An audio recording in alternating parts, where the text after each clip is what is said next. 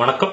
நேத்துல இருந்து நிறைய பேர் Facebookல ப்ரொஃபைல் பிக்சர் டிஜிட்டல் இந்தியாவுக்கு சப்போர்ட் பண்றேன் அப்படின்னு சொல்லி சேஞ்ச் பண்ணிக்கிட்டு இருக்காங்க.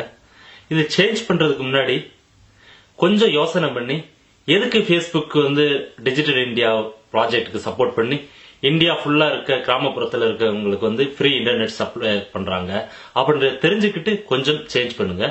ஃபர்ஸ்ட் இந்த digital India project Modi India ஃபுல்லா எல்லாருமே வந்து கிராமப்புறங்கள்ல வந்து இன்டர்நெட்டை ஃப்ரீயா அக்சஸ் பண்ணணும் அப்படின்ற ஒரு திட்டத்தோட வந்து டிஜிட்டல் இந்தியா கொண்டு வந்தாரு. அது மிகவும் வரவேற்கத்தக்க ஒரு விஷயம். அது மனப்பூர்வமா வந்து நானும் வரவேற்கிறேன்.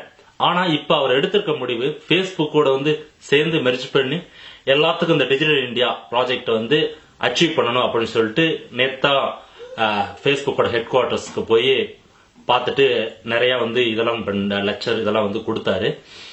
ஃபர்ஸ்ட் இந்த Facebook internet.org அப்படின்ற ஒரு பேர்ல தான் வேர்ல்டு வைடு எல்லா டெவலப்பிங் கண்ட்ரிஸுக்கும் உள்ள கிராமப்புறத்துக்கு ஃப்ரீ இன்டர்நெட்டை கொண்டு போய் சேர்க்கிறேன் அப்படின்னு சொல்லி கொண்டு வந்தாங்க. இதுக்கு பயங்கரமான எதிர்ப்புகள் வந்து தெரிவிச்சாங்க வேர்ல்டு லெவல்ல இருக்க எல்லா கண்ட்ரிஸும். அது ஏன் அப்படின்னு பாத்தீங்கன்னா இந்த internet.org எல்லாத்துக்கும் ஃப்ரீ வந்து எல்லாமே நீங்க அக்சஸ் பண்ண முடியாது. ஒரு குறிப்பிட்ட வெப்சைட் அந்த internet.orgல ரெஜிஸ்டர் பண்ண ஒரு வெப்சைட் மட்டும்தான் வந்து நீங்க அக்சஸ் பண்ண முடியும். அதுவும் நீங்க விரும்பினது மாதிரி எல்லா கண்டென்ட்டும் உங்களுக்கு தெரியாது. 1 MB சைஸ் இருக்க கண்டு உங்களால பார்க்க முடியாது, வீடியோ டவுன்லோட் பண்ண முடியாது, வீடியோ பார்க்க முடியாது, JPEG பார்க்க முடியாது, மெயினா ஜாவா ஸ்கிரிப்ட் உள்ள இதெல்லாம் பார்க்க முடியாது. இப்படி நிறைய கண்டிஷன் இருக்கு. உங்களை நீங்க எல்லாத்தையுமே அக்சஸ் பண்ண விடாம ஒரு குறிப்பிட்ட சர்க்கிள்குள்ள இந்த Facebook வந்து internet.org வழியா வந்து அடைக்கிடுவாங்க. அது எப்படி பாத்தீங்கன்னா இப்ப ஒரு அமேசான் வந்து ஒரு ப்ராடக்ட் அவங்கள்ட்ட செல் பண்ணணும் அப்படின்னு முடிவு பண்ணிட்டான்னா அவனோட வெப்சைட் வந்து இந்த internet.orgல வந்து ரெஜிஸ்டர் பண்ணிட்டானா நீங்க அவனோட வெப்சைட்டை மட்டும்தான் வந்து நீங்க பார்க்க முடியும். அவனோட காம்படிட்டர் பாத்தீங்கன்னா வேற ஏதோ ஒன்று இருப்பான், eBay இருக்கும், அவனோட தான் நீங்க பார்க்க முடியாது. இந்த மாதிரி வந்து நிறைய உங்களை வந்து ஒரு குறுகிய வட்டத்துக்குள்ள அடைக்கணும்னு சொல்லி முடிவு பண்ணிருக்கான் அந்த Facebook. அது எல்லாருக்கும் புரிஞ்சுதா என்னன்னு சொல்லி எனக்கு தெரியல. நீங்க கொஞ்சம் டீட்டெயிலா இதை பத்தி internet.org பத்தி படிச்சு பாத்தீங்கன்னா தெரியும்.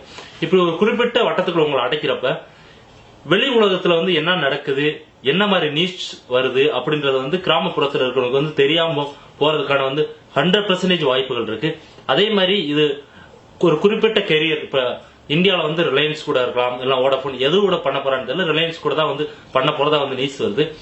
அவனோட மொபைல் கேரியர் யூஸ் பண்றவங்களுக்கு மட்டும்தான் இந்த ஃப்ரீ இன்டர்நெட் ஃபெசிலிட்டி இருக்கும் அப்படின்னு சொல்றான்.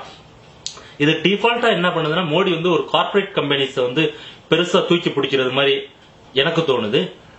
ஏன்னா எல்லாருக்குமே வந்து எல்லா கரியர் யூஸ் பண்றவனுக்கு வந்து ஃப்ரீ இன்டர்நெட் வந்து போய் சேரணும். அதே மாதிரி எல்லாத்தையுமே வந்து அக்சஸ் பண்ணணும். இப்பதான் நெட் நியூட்ரலிட்டி பிரச்சனை முடிஞ்சு கிட்டத்தட்ட ஒரு 3 மாசங்கள்ல வந்து எல்லா இன்டர்நெட் எல்லாத்திலுமே வந்து பரப்புரை செஞ்சு வந்து அந்த நெட் நியூட்ரலிட்டி விஷயம் வந்து பிக்ஸ் பண்ணாங்க. மறுபடியும் இந்த Facebook டிஜிட்டல் இந்தியா ப்ராஜெக்ட் வந்து நெட் நியூட்ரலிட்டிக்கு எதிரானது. எவனுக்கும் எந்த ஒரு இதையுமே வந்து ஈஸியா அக்சஸ் பண்ண முடியாது. அதே மாதிரி இதுல நிறைய செக்யூரிட்டி ரிஸ்க் இருக்கு. எல்லாருமே வந்து HTTPS செக்யூர்ஸ் வழியா வந்து நீங்க அக்சஸ் பண்ண முடியாது. internet.org வழியா தான் வந்து அதோட கேட்வே யூஸ் பண்ணி தான் போக முடியும். இதுல நிறைய செக்யூரிட்டி ரிஸ்க் இருக்கு. ஏன்னா கிட்டத்தட்ட 1.3 பில்லியன் பீப்புள்ஸ் வந்து யூஸ் பண்றாங்க. 1% வந்து அடி வாங்கினாலும் 1 மில்லியனுக்கு மேல வந்து நீங்க வந்து இந்த செக்யூரிட்டி ரிஸ்க்ல வந்து அடி வாங்குறதுக்கு வந்து நிறைய ரிஸ்க் இருக்கு அப்படின்னு சொல்லிட்டு எல்லாருமே கருத்து கணிக்கிறாங்க. ஏன் இந்த மாதிரி ஒரு மட்டமான ஒரு ப்ராஜெக்ட்ஸ் வந்து கொண்டு போய் மக்கள்கிட்ட வந்து சேர்க்கணும் அப்படின்னு சொல்லி எனக்கு தெரியல. ஏன்னா வேணுமா சொல்லலாம், எதுவுமே கிடைக்காதவங்களுக்கு இந்த அளவுக்கு மேட்ச் வந்து ஒரு குறிப்பிட்ட சைட்டை அக்சஸ் பண்ண முடியுது அப்படின்னு சொல்லி சொல்லலாம். அது கண்டிப்பா ஏத்துக்கொள்ளவே முடியாது.